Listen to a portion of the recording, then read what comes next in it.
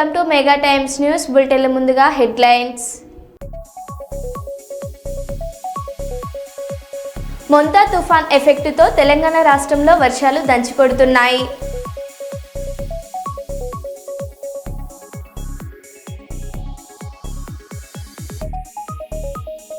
జూబ్లీహిల్స్ నివాసంలో ముఖ్యమంత్రి రేవంత్ రెడ్డిని కలిసిన కమ్మ సంఘాల నాయకులు.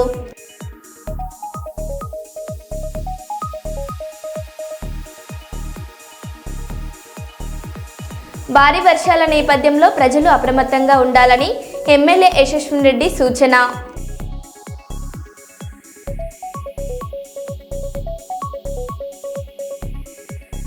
కురబలకోటలో గంజాయి విక్రయిస్తున్న 2 అరెస్ట్.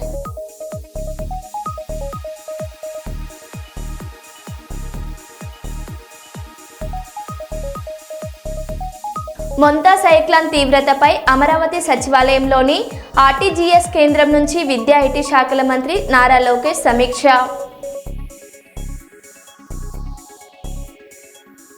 ఇక వివరాల్లోకి వెళ్తే, తల్లిదండ్రులారా వర్షాకాలంలో పిల్లల్ని రోడ్డు మీదకి రానివ్వకండి, ఇంటికే పరిమితం చేయండి. స్కూల్కి సెలవులు ఇచ్చారు, ఎట్టి పరిస్థితుల్లో బయటికి పంపకుండా 2 కళ్ళతో ఒక లుక్ వేయండి వారి మీద.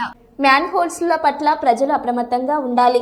వర్షాకాలంలో కురిసిన వర్షపు నీరు రోడ్లపై పారుతుండడం చూస్తుంటాం. అయితే కురిసిన వర్షాల వల్ల వర్షపు నీరు మురికి కాల్వల్లో పారడానికి మ్యాన్వల్స్ తెరవడంతో చిన్న పిల్లలు తెలియక వాటిలో పడి మృత్యువాతకు గురవుతున్నారు.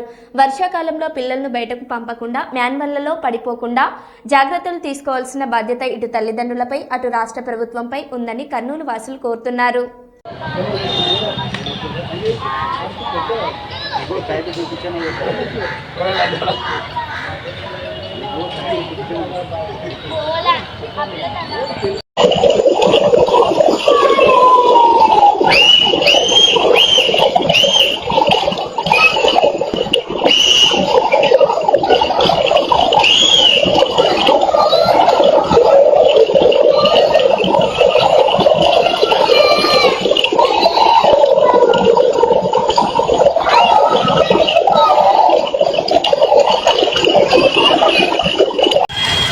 నమస్తే అండి. మామూలుగా ఇప్పుడు మనం చూస్తుంటాము వర్షాకాలంలో ఈ తుఫాను సమయాలలో వర్షాలు ఎక్కువగా రావడము, ఈ మన రోడ్ల మీద ఎక్కడంటే మానవ నీళ్ళు ఎక్కువగా పారడం జరుగుతుంది. చిన్న పిల్లలు వాళ్ళకు తెలియక రావడము, అటు ఇటు తిరగడం వల్ల ఈ గవర్నమెంట్ కూడా ఆ మ్యాన్ హోల్స్లలో నీళ్లు పారడానికి తెచ్చిపెడుతుంటారు. ఎందుకంటే మనకి ఈ రోడ్ల మీద వచ్చే నీళ్ళు అన్నీ ఆ కాలువలో పోవాలని మనకు ఈ మ్యాన్ హోల్స్ తెచ్చిపెడుతుంటారు. కానీ పిల్లల తండ్రులు వాళ్ళకి తెలియక చిన్నప్పుడు ఆడుకుంటూ ఆ మ్యాన్ హోల్స్ పోవడం వల్ల ఇంత ప్రాణ నష్టం జరుగుతుంది, ఇంతమంది ప్రాణాలు చిన్న పిల్లలు పోగొట్టుకుంటున్నారు. కాబట్టి నా విన్నపం ఏమంటే సమాజానికి, ప్రజలకు, ఈ తల్లిదండ్రులకు వాళ్ళ పిల్లల్ని జాగ్రత్తగా చూసుకుంటూ ఈ వర్షాకాలంలో స్పెషల్గా ఈ తుఫాన్ల సమయంలో చిన్నపిల్లలను జాగ్రత్తగా కాపాడుకుంటూ రోడ్ల మీద ఈ సందులలో ఆ మ్యాన్హోల్స్ కాడ తిరగకుండా చూసుకుంటూ వాళ్ళకు ఈ కష్టకాలము, ఈ గండాకాలం గడిచేటట్టు చూసుకోవాల్సిందిగా ఒక భారతీయ సమాజానికి సంబంధించిన ఒక పౌరునిగా విన్నపిస్తున్నాను. Thank you. నా పేరు భాష మైనుద్దీన్ అండి, నేను కర్నూలు నుంచి మాట్లాడుతున్నాను. థ్యాంక్స్. ఈరోజు రాష్ట్రంలో మరి మొంతా తుఫాను వల్ల ఈరోజు పెద్ద ఎత్తున వర్షాలు కురవడంలో రాష్ట్ర వ్యాప్తంగా అన్ని నగరాల్లో కూడా పెద్ద ఎత్తున వర్షం పడడం వల్ల మ్యాన్హోల్ కానీ లేకుంటే కాలువలు కానీ పెద్ద ఎత్తున నీళ్ళు ఉన్నవి. ఆ నీళ్ళల్లో కూడా ముసలి వాళ్ళు కానీ పిల్లలు కానీ పడుతూ ఉన్నారు. మరి పిల్లలు చాలామంది కూడా మ్యాన్హోల్లో పడి కొట్టుకుపోయి చూస్తూ ఉన్నాం వీడియోల్లో మనము. మరి పిల్లల తల్లిదండ్రులు కూడా దీన్ని బాధ్యత తీసుకొని పిల్లల్ని బయటికి పంపించకుండా మ్యాన్హోల్ ఎక్కడ దగ్గరలో ఉంటే కూడా వాళ్ళు బాధ్యత తీసుకొని మ్యాన్హోల్ కూడా ముడిచి పక్కకు పోయి దాని మీద రాయి లేకుండా బండ వేసి పెట్టాలి. మరి బాధ్యత తీసుకొని తల్లిదండ్రులు కూడా బాధ్యత వహించాలని కూడా కోరుతున్నాము. అదేవిధంగా రాష్ట్ర ప్రభుత్వం కూడా దీని మీద పూర్తిగా చర్యలు తీసుకొని మున్సిపల్ కమిషనర్లు కానీ లేకుంటే అధికారులు కానీ అందరూ దీని మీద చర్యలు తీసుకొని మ్యాన్హోల్ని ఎక్కడెక్కడ మ్యాన్హోల్లో లేకుంటే కాలువలలో అంటే పెద్ద ఎత్తున దీని మీద మూసివేయడానికి కూడా చర్యలు తీసుకోవాలని కూడా డిమాండ్ చేస్తూ కోరుతున్నాం. నా పేరు వనమలయ్య, బహుజన సమాజ్ పార్టీ సీనియర్ నాయకులు. ఆవాజ్ రాష్ట్ర కమిటీ ఉపాధ్యక్షులు అబూబకర్ అకాల మరణం ఆవాజ్ ఉద్యమానికి తీరని లోటని ఆవాజ్ కమిటీ రాష్ట్ర ఫౌండర్ ఎంఏ గపూర్ సుబాన్ ఆవాజ్ రాష్ట్ర కమిటీ సభ్యులు పి ఇక్బాల్ హుసేన్ ఎస్ఎండి షరీఫ్లు తమ ప్రగాఢ సానుభూతిని సంతాపాన్ని ప్రకటించారు. అబూబకర్ మరణ వార్త తీవ్ర దిగ్భ్రాంతికి గురి చేసిందని వారు తెలియజేశారు. ముస్లిం ఇతర సామాజిక సమాజానికి ఆయన సేవలు ఎనలేనివని పోరాటాలు చేసేవారని వారు కొనియాడారు.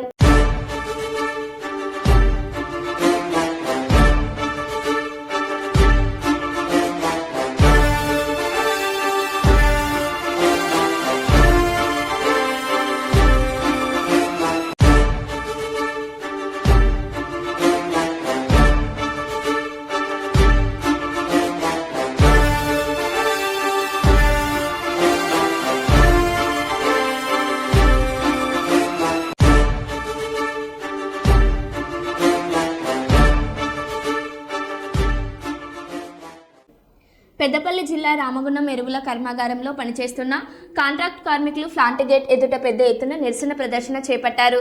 తమ సమస్యలు పరిష్కరించాలని డిమాండ్ చేస్తూ ప్లకార్డులతో బైఠాయించారు. సమస్యలు వెంటనే పరిష్కరించాలని నల్ల బ్యాడ్జీలు ధరించి విధులను బహిష్కరించారు. మజ్దూర్ సంఘం కార్మిక నాయకులు అంబట్ నరేష్ మాట్లాడుతూ కాంట్రాక్టు కార్మికుల అలవెన్స్ల బోనస్లు వెంటనే ఇవ్వాలని డిమాండ్ చేశారు. అంతేకాకుండా సమాన పనికి సమాన వేతనం ఇవ్వాలని పేర్కొన్నారు. పని స్థలాలలోకి తమ బైక్లు సెల్ ఫోన్లు అనుమతించాలని అన్నారు. సమస్యలు పరిష్కరించకపోతే నిరాహార దీక్షకు పూనుకుంటామని హెచ్చరించారు.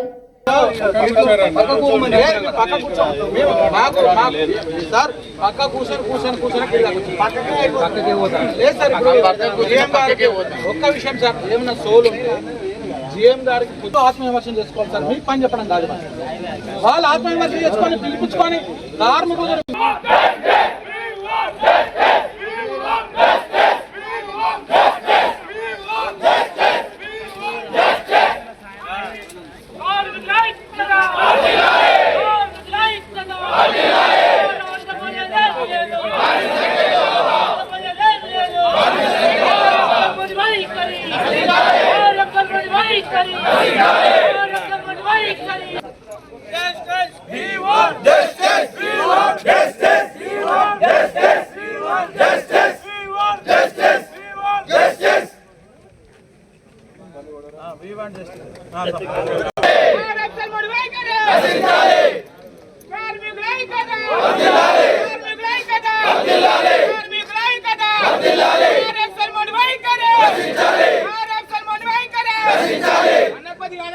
బయటికి రావాలి.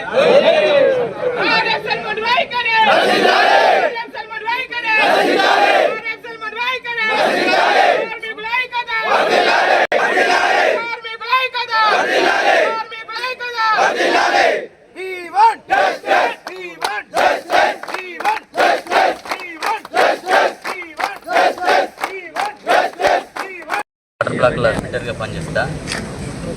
నేను 8 సంవత్సరాలు అవుతుంది. నాకు 2 ఇయర్స్ స్కిల్ ఇచ్చిండు, మళ్ళీ స్కిల్ లేదని స్కిల్ తీసేసిండు. సరేలే అని కటింగ్ ఫిట్టింగ్ అన్నీ మేము చేసుకుంటూ పోతున్నాం. ఈరోజు మళ్ళీ కొత్త ఆర్మీ కాంట్రాక్ట్ వచ్చింది. 7 తారీఖు నాడు జీతాలు ఇస్తా అన్నాడు, ఇవ్వలేదు. 8 తారీఖు మేము పోయినాం. పోతే అక్కడ సూపర్వైజర్ లేదు, ఏ సార్లు లేరు చెప్పేందుకు. అటుల్ సింగ్ అనే ఒక మేనేజరు వచ్చి మీరు ఎట్లా చేస్తారు, మీరు చేయొద్దు కదా, ఇవాళ కాకపోతే రేపు వస్తాయి అన్నాడు. నేను మాట్లాడినా, ముందుకొచ్చి నేను మాట్లాడితే నువ్వు గేట్ పాస్ ఇచ్చి వెళ్ళిపో, నీకు పని చేయడం చేత కాదు అంటున్నాడు. తర్వాత మా మేనేజర్తో చెప్పించి మీకు ఛాయ్ తాగే జూత లేదు, మీరు ఛాయ్ తాగద్దు అన్నాడు. మేము 2 గంటలు పోయి అక్కడ కాంట్రాక్ట్ దగ్గర ఉంటే మీరు 2 గంటలు మీకు కడిగేస్తాను, మాస్టర్లకి వెళ్ళి కడిగిస్తున్నామని చెప్పి ఎలా కొట్టిండు. ఏనంటే పని ఒత్తిడి తీసుకొస్తాడు. మేము ఫిట్టర్లం కాబట్టి ఫిట్టర్ పని చేస్తాం. తర్వాత వెల్డింగ్ గ్రైండింగ్ చెయ్యం. మాకు అన్స్కిల్ ఇస్తాడు కాబట్టి అన్స్కిల్ వర్కే చేస్తాం, స్కిల్ వర్క్ చెయ్యం. లేదంటే వెళ్ళిపో అంటుండే. సార్లతో ఒత్తిడి తీసుకొచ్చి ఇట్లా చేస్తాను.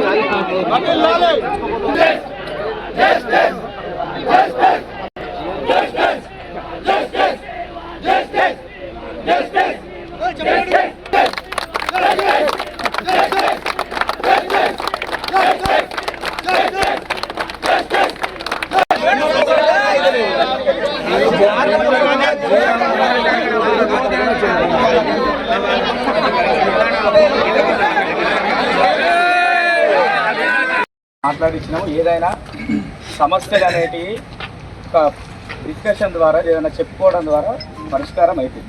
ఇప్పుడు మీరు ఎంతసేపు చేసుకున్నారు ఆపేరు, ఎవరు కూడా మిమ్మల్ని కాదనలేదు. ఇదే ఫైనల్, ఇట్లనే ఉండగలుగుతారా? ఇదే ఫైనల్ కాదు కదా. దీనికి ఒక ముగింపు, లాజికల్ ఎండింగ్ అనేది ఒకటి ఉండాలి కదా. అమ్మా, నేను మీకు సపోర్ట్ చేస్తా, ఏది జరగాలో జరగాలని నేను కోరుకుంటా. కానీ ఇక్కడ విను ఇక్కడ 10 మంది 10 రకాలుగా మాట్లాడతారు, అర్థమైందా? దాంతో సమస్యకు అనేది పరిష్కారం కాదు. మీకు ఆల్రెడీ ఒక సామెత ఉన్నది, 10 మందిలో పాము చావదు అని చెప్పేసి. మీ అందరికీ తెలియకూడదని కాదు, అందుకే ఒక నాయకుడిని ఎన్నుకుంటారు, లేకుంటే ఒక లీడర్ ఇక్కడ ఎవరైనా ఉండరు, ఒకరు 4-5 కలిసి నాతో మాట్లాడితే ఏం కావాలంటే దాన్ని డిస్కషన్ పరంగా ముందుకెళ్ళాలి ఏదైనా కూడా. కానీ నిజంగా ఒక మాట అయితే మీరు బ్రహ్మాండంగా చెప్పారు సార్. ఆగాలి 10 మందిలో పాము తావాలి కదా.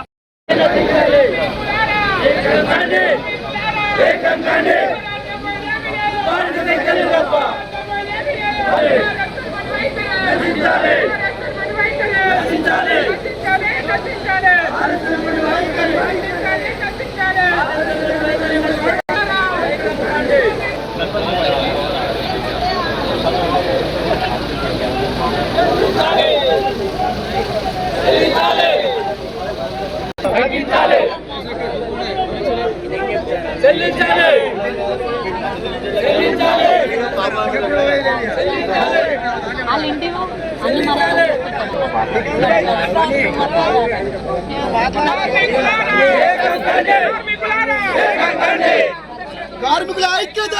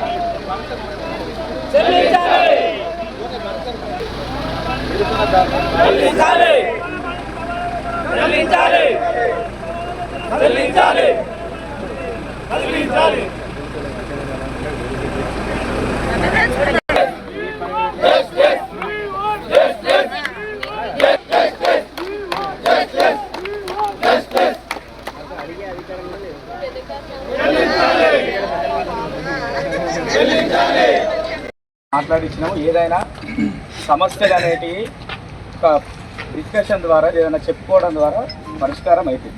ఇప్పుడు మీరు ఎంతసేపు చేసుకున్నారు ఆపేరు, ఎవరు కూడా మిమ్మల్ని కాదనలేదు. ఇదే ఫైనల్, ఇట్లనే ఉండగలుగుతారా? ఇదే ఫైనల్ కాదు కదా. దీనికి ఒక ముగింపు, లాజికల్ ఎండింగ్ అనేది ఒకటి ఉండాలి కదా. అమ్మా, నేను మీకు సపోర్ట్ చేస్తా, ఏది జరగాలో జరగాలని నేను కోరుకుంటా. కానీ ఇక్కడ విను ఇక్కడ 10 మంది 10 రకాలుగా మాట్లాడతారు, అర్థమైందా? దాంతో సమస్యకు అనేది పరిష్కారం కాదు. మీకు ఆల్రెడీ ఒక సామెత ఉన్నది, 10 మందిలో పాము చావదు అని చెప్పేసి. మీ అందరికీ తెలియకూడదని కాదు, అందుకే ఒక నాయకుడిని ఎన్నుకుంటారు, లేకుంటే ఒక లీడర్ ఇక్కడ ఎవరైనా ఉన్నారో ఒకరు 4-5 కలిసి నాతో మాట్లాడితే ఏం కావాలంటే దాన్ని డిస్కషన్ పరంగా ముందుకెళ్ళాలి ఏదైనా కూడా.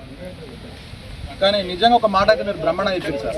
ఆగాలి 10 మందిలో పాము తవ్వ కదా. భగవద్గీతపై అనుచిత వ్యాఖ్యలు చేసిన మడకశిర ఎమ్మెల్యే శ్రీ ఎంఎస్ రాజుపై శాఖపరమైన చర్యలు తీసుకోవాలని విశ్వ హిందూ పరిషత్ తీవ్రంగా డిమాండ్ చేస్తున్నది. భగవద్గీత భారతీయ సంస్కృతి యొక్క ప్రాణాధారం, దానిపై అవమానకర వ్యాఖ్యలు చేయడం హిందూ సమాజాన్ని దెబ్బతీసే చర్య. వెంటనే ఎమ్మెల్యే శ్రీ ఎంఎస్ రాజు హిందూ సమాజానికి బహిరంగ క్షమాపణ చెప్పాలని విశ్వ హిందూ పరిషత్ డిమాండ్ చేస్తున్నదని అన్నారు.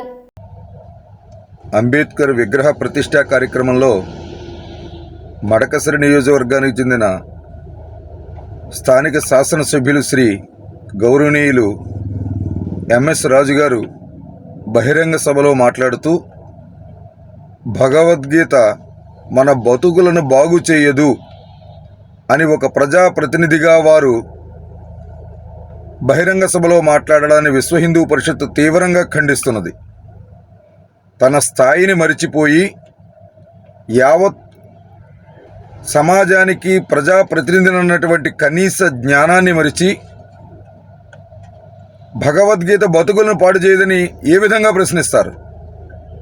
భగవద్గీత ప్రజాపాలన చేసే సంక్షేమ కార్యక్రమాలు అందించే ప్రభుత్వమా, సంస్కార కేంద్రమా? ప్రజల బతుకుల్ని బాగు చేయవలసింది భారత రాజ్యాంగం. దాన్ని అనుసరించవలసినటువంటి మీలాంటి ప్రజాప్రతినిధులు బతుకుల్ని బాగు చేయడం కోసం పాలన చేయండి, బతుకుల్ని ఉద్ధరించండి అని మీకు బాధ్యతలు ఇస్తే మీరు భగవద్గీత మీద పడి విమర్శలు చేయడం ఏమిటి?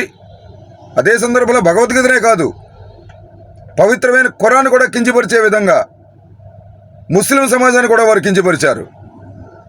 అన్ని మతాలని సమానంగా భావించేటటువంటి హిందూ ధర్మానికి ప్రతినిధులమైన విశ్వ హిందూ పరిషత్ కార్యకర్తలుగా ఎమ్మెల్యే ఎంఎస్ రాజు గారు చేసినటువంటి ప్రకటన తీవ్రంగా వ్యతిరేకిస్తున్నాం.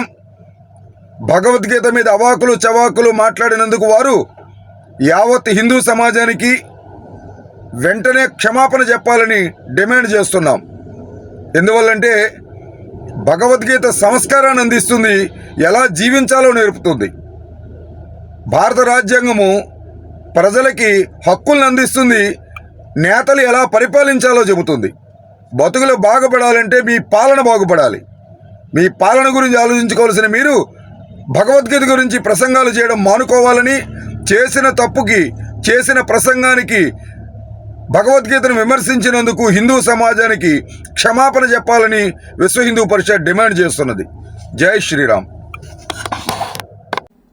ఖమ్మం జిల్లా కొణిజర్ల మండలం అంజనాపురం గ్రామ సమీపంలో నిమ్మవాగులో కొట్టుకుపోయిన డీసీఎం వ్యాన్ మరియు డ్రైవర్ పూర్తి వివరాలు ఇంకా తెలియాల్సి ఉంది.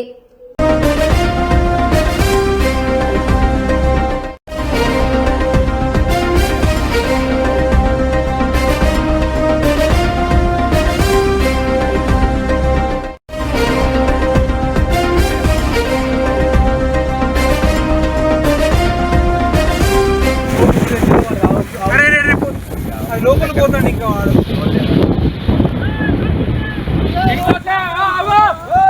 బండి పోతురా దిగిరారా బండి ఆగిపోదు కానీ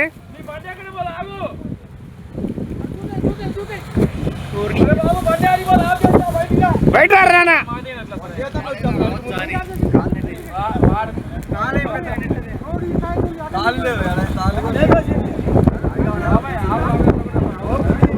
వచ్చేసింది బయటికి.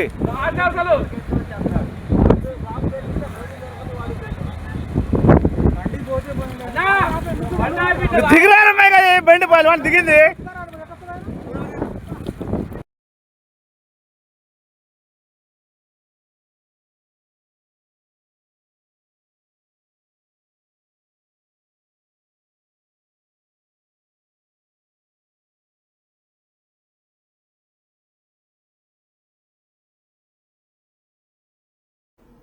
పారామెడికల్ డిప్లొమా 2023-2025 కోర్సు పరీక్ష ఫలితాల్లో కర్నూలు జయలక్ష్మి పారామెడికల్ కళాశాల విద్యార్థులు సత్తా చాటారు.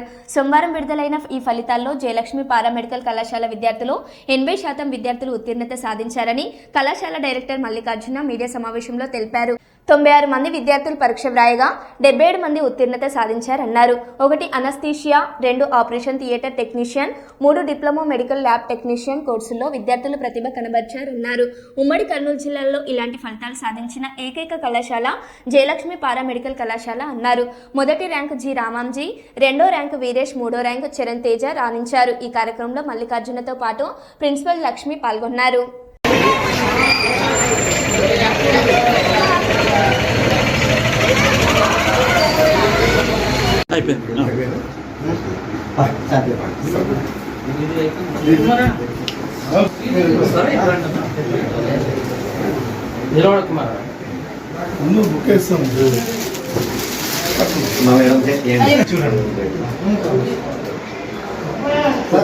చూడు ఇక్కడ మీరు మాట్లాడాలి నాకు ఇవ్వాలని అయిపోవాలి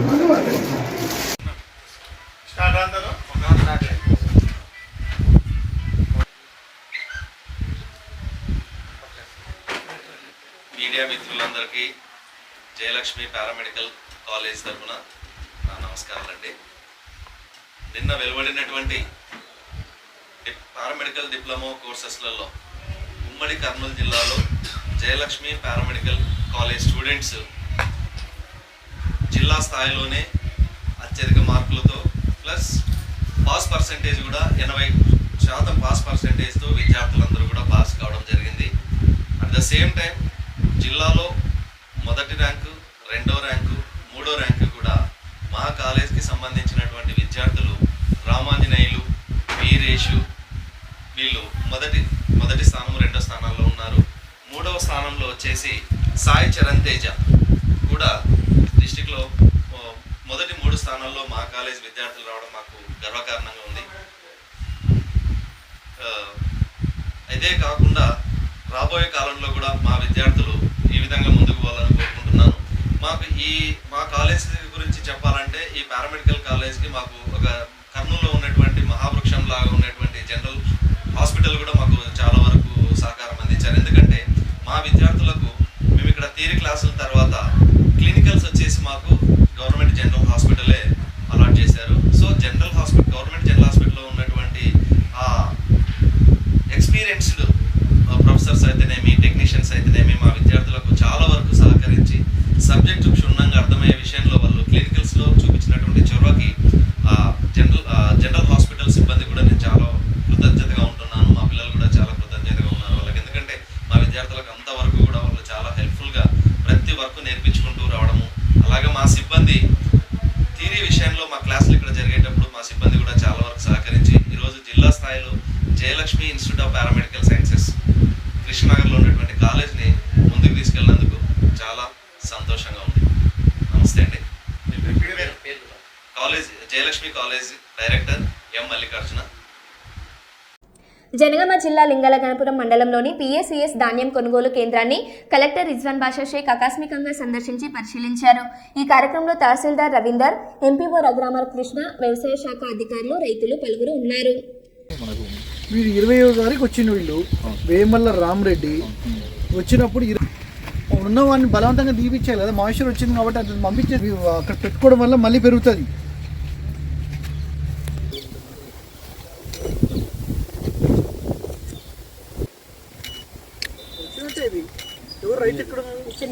జిల్లా వ్యాప్తంగా ప్రజెంట్ 300 సెంటర్స్లో ఆల్మోస్ట్ 190 సెంటర్స్ వరకు అన్ని దొడ్డు రకం అండ్ సన్న రకం సెంటర్స్ ఓపెన్ చేసుకొని పెట్టుకోవడం జరిగింది.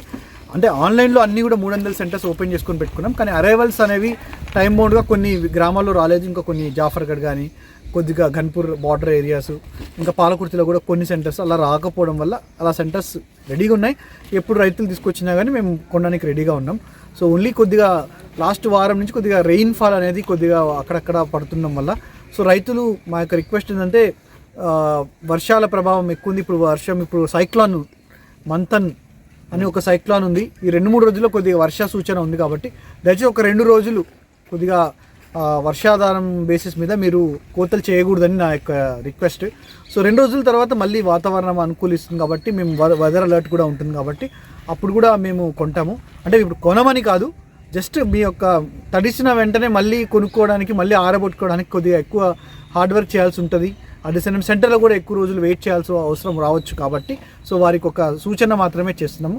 అదర్వైజ్ సెంటర్లో నిరంతరంగా మేము పర్యవేక్షిస్తున్నాము. సెంటర్లో కొనుగోలు ప్రాసెస్కి ఎక్కడ అంతరాయం లేదు. At the same time centres కూడా టార్పాలిన్ కవర్స్ కూడా ఇప్పుడు మేము చూసిన సెంటర్లో అందరి టార్పాలిన్ కవర్స్ కూడా ఉన్నాయి. సో మాయిశ్చర్ వచ్చిన వాటికి మాయిశ్చర్ రాని వాటికి కూడా కొద్దిగా వర్షం ఉంది కాబట్టి దయచేసి కాపాడుకోవాల్సిందిగా రిక్వెస్ట్ చేస్తున్నాం. సో కొద్దిగా వర్షాల ఆధారంగా కొద్దిగా సేఫ్ ప్రికాషన్స్ కూడా తీసుకోవాల్సిందిగా విజ్ఞప్తి చేస్తున్నాము.